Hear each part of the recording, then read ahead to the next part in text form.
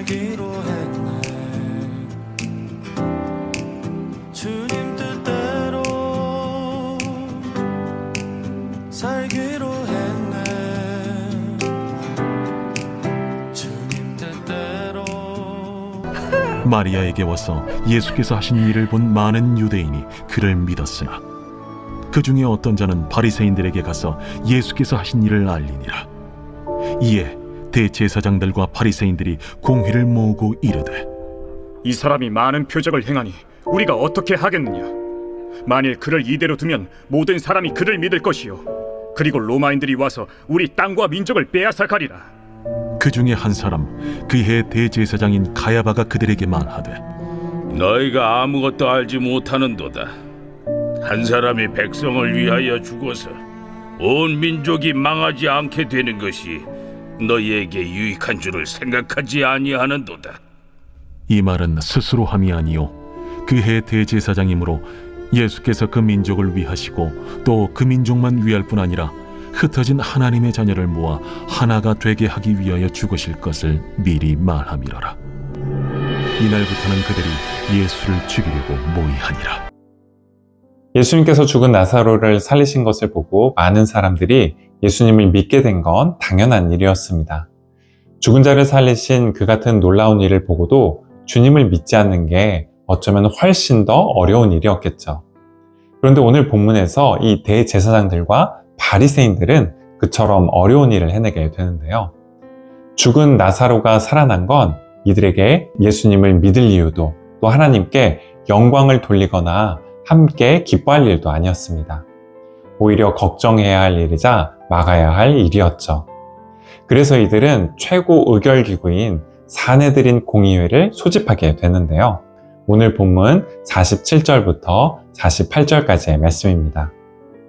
이에 대제사장들과 바리새인들이 공회를 모으고 이르되, 이 사람이 많은 표적을 행하니 우리가 어떻게 하겠느냐?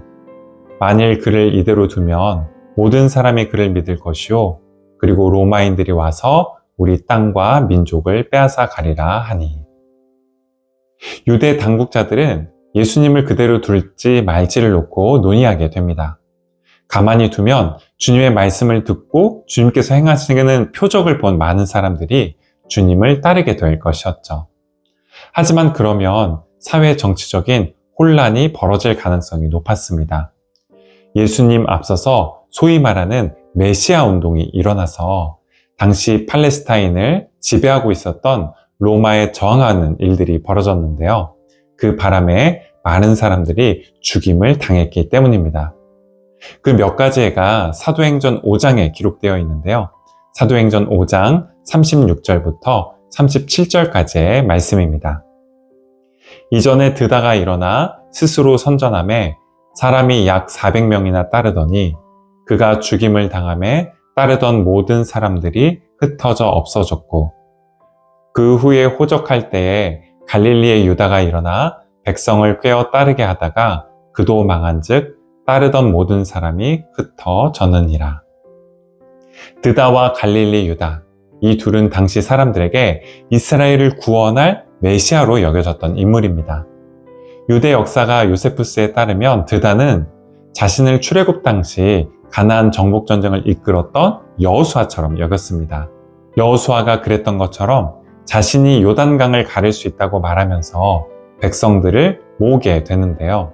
불행히도 그는 로마의 총독 파두스가 보낸 군대에 잡혀 참수를 당하게 됩니다. 그런가 하면 갈릴리 유다는 주후 6년에서 이 7년 사이에 로마가 집행했던 호적 조사에 반기를 들었던 인물이었습니다. 호적 조사는 단순한 인구 조사라기보다 세금을 보다 효과적으로 징수하는 데 그 목적이 있었는데요. 하나님이 아닌 로마 황제에게 세금을 바치는 것은 우상숭배와 같다라고 여겼던 유다는 사람들을 모아 이에 저항했지만 비참한 최후를 맞게 되었습니다. 이 같은 배경에서 대제사장들과 바리새인들은 예수님과 그들을 따른 이들 역시 로마의 지배에 저항하는 일종의 해방운동으로 비춰지게 될까봐 걱정했습니다. 불필요하게 로마를 자극해서 로마의 군대가 다시 한번 사람들을 학살하고 또 땅과 성전을 더럽히게 될까봐 두려워했던 것이죠. 그러던 찰나에 당시 사내들인 공의회의 수장이었던 대제사장 가야바는 다음과 같은 제안을 하게 되는데요. 오늘 본문 50절 말씀입니다. 한 사람이 백성을 위하여 죽어서 온 민족이 망하지 않게 되는 것이 너희에게 유익한 줄을 생각하지 아니하는도다 하였으니. 가야바는 대제사장으로서 종교 지도자였습니다. 하지만 마치 일제강점기 신사참배가 신앙적인 문제일 뿐만 아니라 사회적이고 정치적인 문제이기도 했듯이 가야바 역시 이 두 가지를 다 고려해야 하는 위치에 있었습니다. 그런데 예수님과 관련된 문제에 있어서 그는 종교 지도자로서의 모습보다 세속 정치가의 모습을 보여주게 됩니다. 주님께서 누구시고 어떤 분이신지에 대해 관심 갖기보다 자신의 정치적인 입지와 이해 득실을 따지는 걸 가장 우선적인 관심사로 두었죠. 이 같은 가야바의 모습은 주님께서 요한복음 10장에서 지적하셨던 싹군 목자의 전형적인 모습이라고 할 수 있는데요. 요한복음 10장 11절부터 12절까지의 말씀입니다. 나는 선한 목자라. 선한 목자는 양들을 위하여 목숨을 버리거니와 싹군은 목자가 아니요 양도 제 양이 아니라. 이리가 오는 것을 보면 양을 버리고 달아나니 이리가 양을 물어가고 또 해치느니라. 싹군은 이리가 오면 자기가 먼저 살겠다라고 하면서 양을 버리고 달아나 버립니다.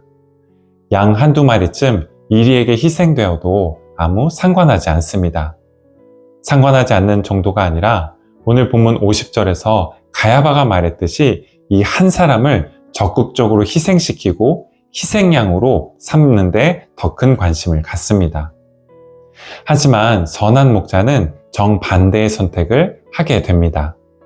자기 목숨을 아까워하지 않고 오히려 양을 위해 자기 목숨을 내어주게 되죠.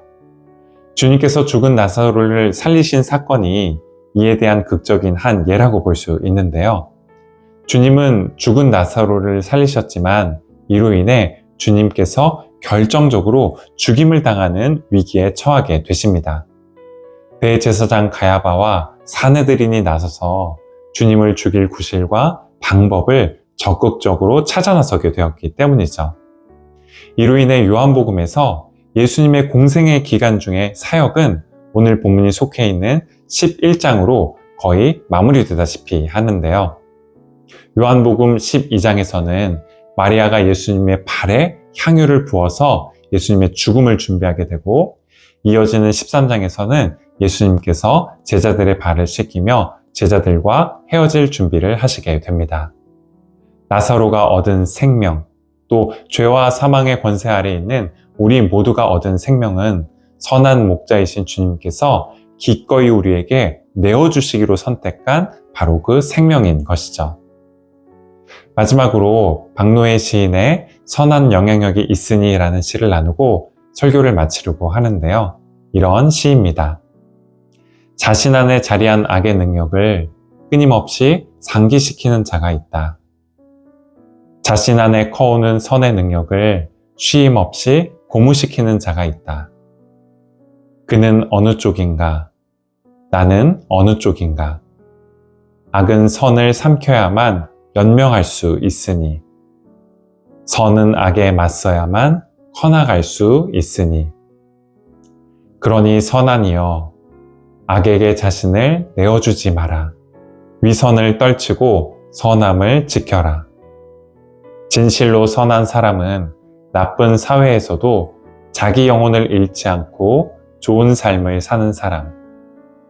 아무리 작아도 선한 존재는 그 자체로 어두운 세상의 등불이니, 아무리 무력한 듯해도 선한 사람은 선한 존재 자체로 내뿜는 영향력이 있으니, 진실로 선하게, 끝까지 선하게. 우리 안에는 두 가지의 능력이 있습니다. 악의 능력과 선의 능력이 모두 있죠.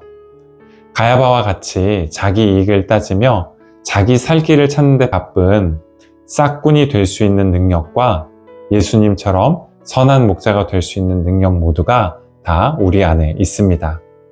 하지만 우리가 어떤 능력을 사용하기로 선택하느냐에 따라 우리 삶이 달라지게 됩니다.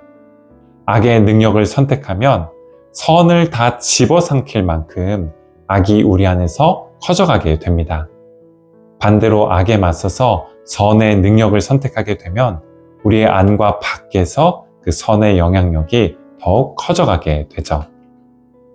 누군가를 희생양으로 삼아 자기 권력과 자리, 이익을 추구하는 이들이 판을 치는 나쁜 세상에서도 어두운 세상을 비추는 등불이 될 수 있고, 또 자기를 비우고 자기를 내어주는 사랑의 삶을 살아갈 수 있게 됩니다. 기도하시겠습니다.